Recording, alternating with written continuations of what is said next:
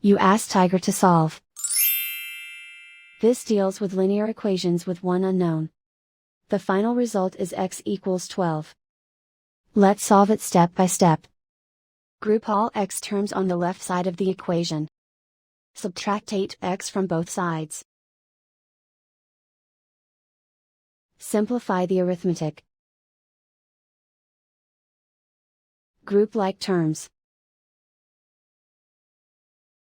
Simplify the arithmetic.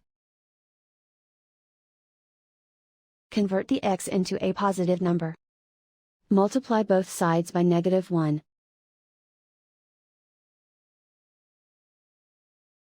Remove the ones. Simplify the arithmetic. And so the final result is x equals 12.